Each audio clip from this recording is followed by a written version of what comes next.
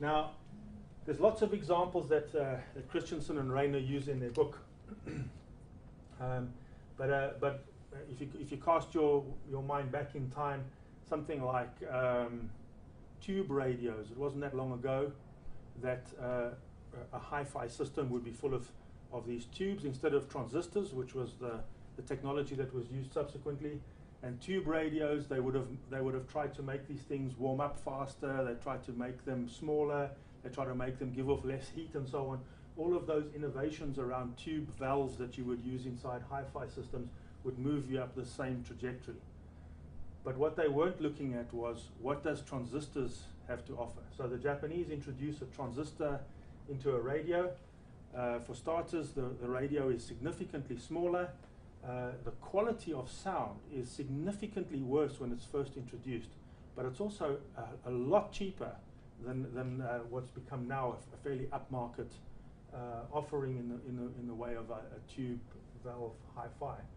And of course, once they are in the market, they find an area of consumption which previously wasn't there. So the first transistor radios were actually were particularly picked up by teenagers or younger people who didn't want to listen to the big stereo that was in the middle of the house, which may be playing a particular radio channel that they didn't want to hear. They want their own music and they want to personalize it. So if you have a smaller kit, even if the quality is not actually as good as the tube valve system, you would be prepared to make the trade-off, that sacrifice. So it's cheaper, it's more accessible because it actually allows you to do what you want to do. And because of transistors, it's actually less complex, so it's a simpler product.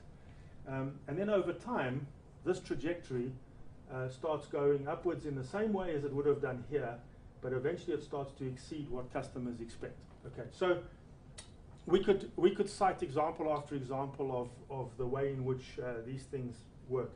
In fact, from the point of view of higher education, so people doing MBAs and master's programs and executive education and so on, there's some classic examples going on right now of a situation. So for example, MBAs, the technology that's disrupting the sort of standard business school is a business school is on a particular sustaining trajectory.